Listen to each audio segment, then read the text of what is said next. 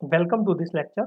In this video lecture, we will discuss about assignment solution of week 7 of subject NPTEL antenna, NPTEL MOOC subject, and the name of the topic is compact tunable and dual band MCK MSA microstrip antenna, in which we will discuss some MCQ and example related with a microstrip antenna for compact tunable and dual band MSA.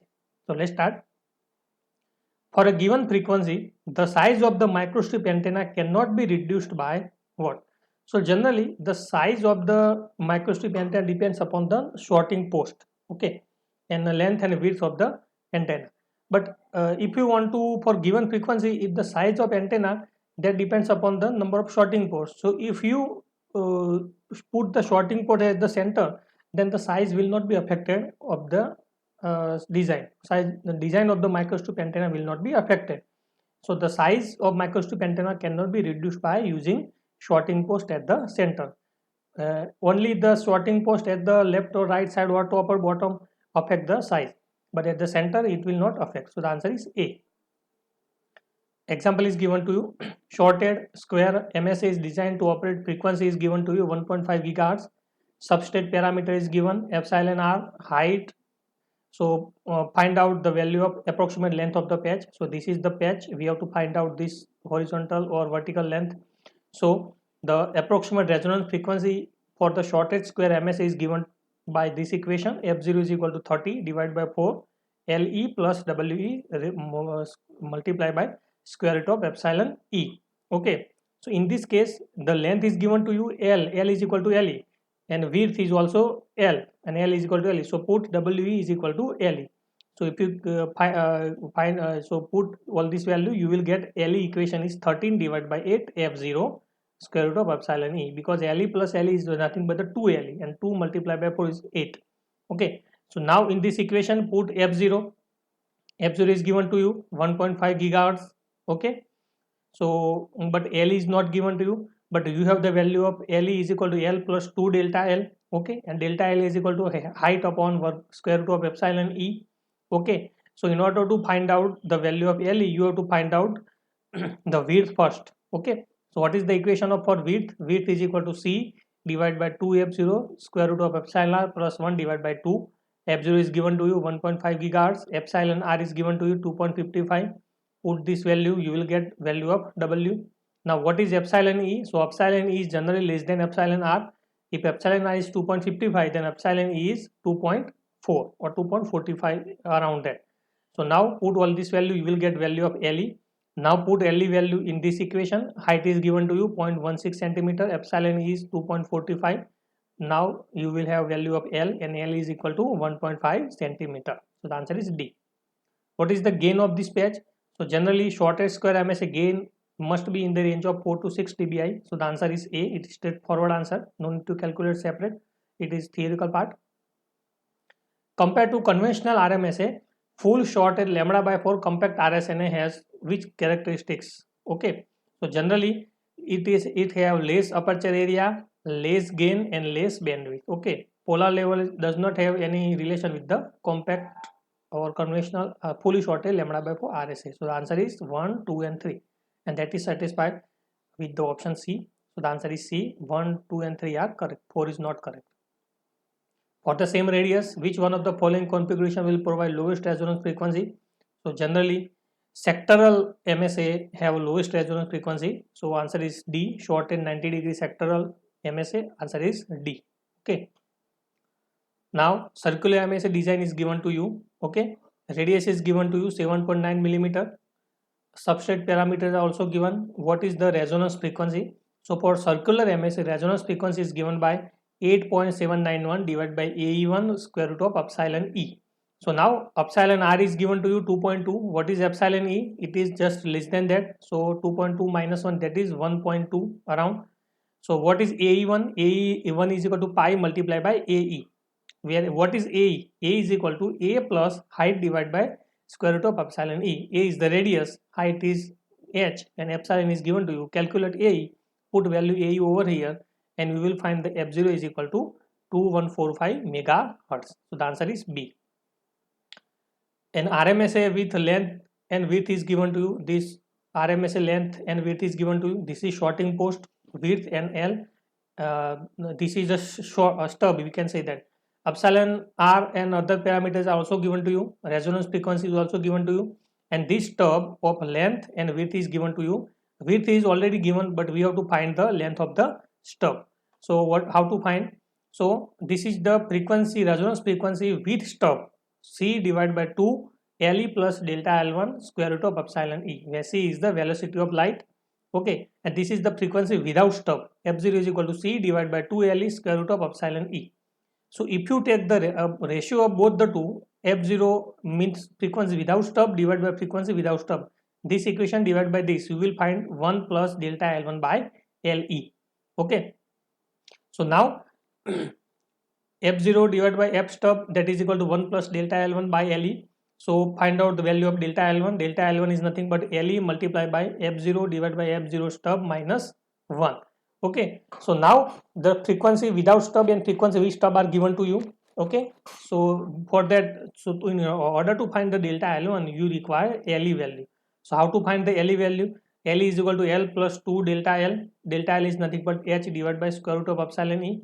This L is nothing but the length of the patch that is already given to you, that is 2 centimeter, and width is given as 3 centimeter. Height is also given. Calculate Le value. Okay, now what is WE? W is nothing but the W plus 2 delta W. Delta W is nothing but height divided by square root of epsilon E. This W, that is nothing but the width of the patch, that is given 3 centimeter. So now find out, put all the value, you will have value WE. What is small WE? This is the width of the stub. So stub width plus 2 height divided by square root of epsilon E. So width is also given to you. The stub width W 0.2 centimeter. Put all this value, you will get WE. So now what is delta L1? Delta L1 is equal to, put Le value of Le in this equation, we will find the value of delta L1.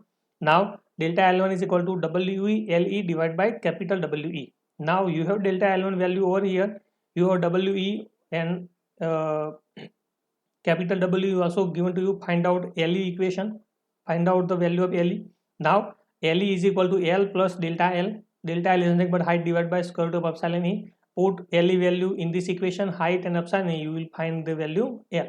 And if you calculate, you will get the value 1.33 centimeter. So the answer is C. Dual band polarized rectangle MS is given to you, and substrate parameter are also given. Epsilon R, height and tan delta, loss tangent.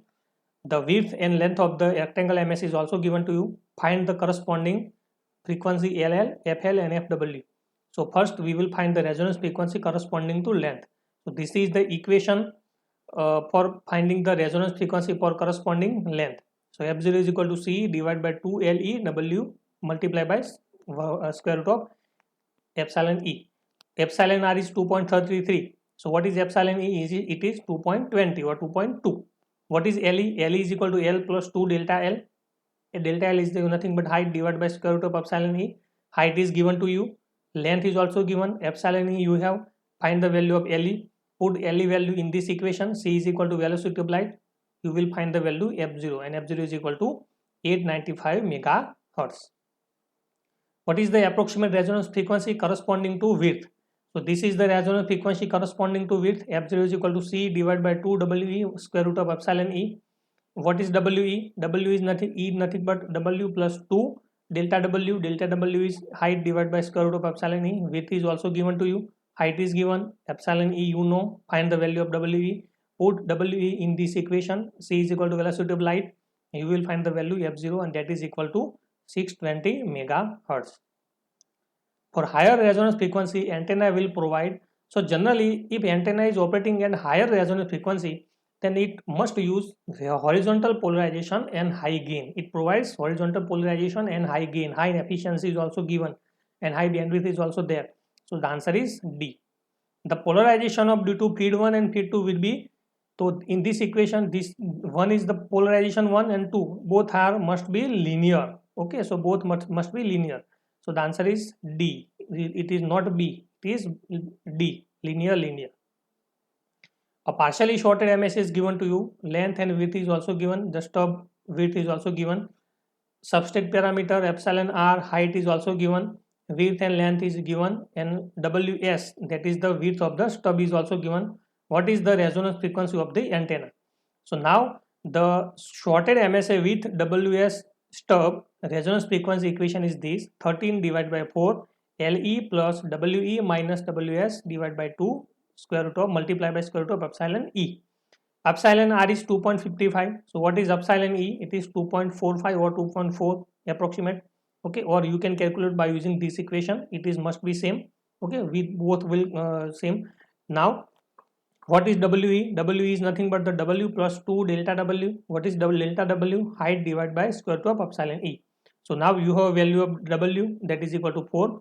Height is also given to you, that is 0.16. Epsilon E is 2.4. Calculate WE. Okay, so put value of WE in this equation. Width of the stub is also given to you, WS 2.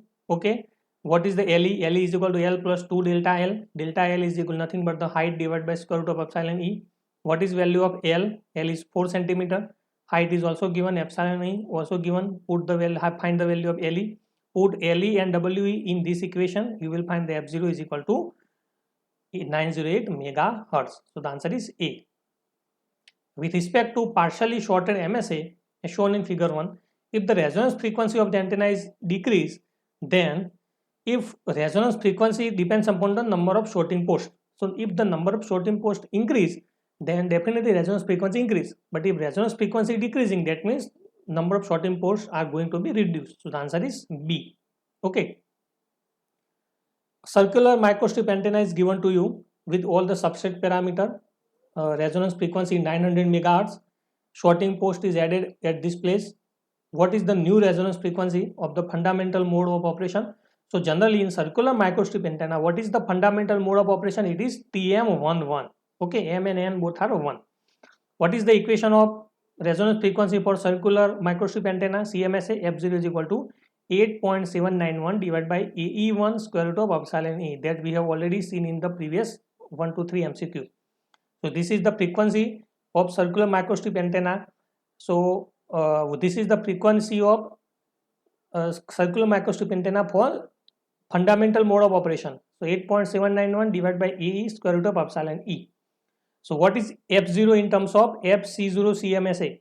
So if you calculate and put AE1 is equal to pi AE, you will find that F0 is equal to this fundamental frequency divided by pi. So what is the fundamental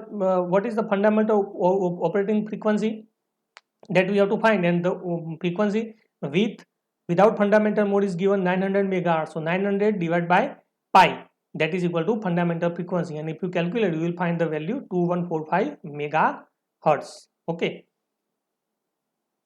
Slotted MSA is designed at 900 megahertz. Frequency is given to you. Slot length and width is given, as well as length is increased to 2 centimeter, keeping the slot width and other dimension are same. What is the new resonance frequency? If you keep the slot width and other dimension are same, then definitely resonance frequency will not be changed. Okay, it will remain same. So 900 megahertz is the original resonance frequency. So what is the new resonance frequency? That is equal to original, that is 900 megahertz. It is same. Okay, so the answer is D. So if you change the slot width and dimension, then resonance frequency will not change. So keep the slot width and other dimension, resonance frequency will not be changed. Okay, so for this slotted MSA, if you change the slot width and other dimension, resonance frequency will be remain same. So if the slot width or slot length, if you increase to any number, then if you keep the slot width and other dimension are same, then definitely resonance frequency will be approximately same. So in this case, if you further change, then the slot width and other dimension, the frequency always remains same. So this is the slotted MSA. This type of configuration is widely used in circular or rectangle microstrip antenna. So in this type of configuration, if you keep the slot width and other dimension are same, then resonance frequency will not be changed. Okay, so answer is 900 megahertz, because it is previously without change, it is given in 900 megahertz. So if you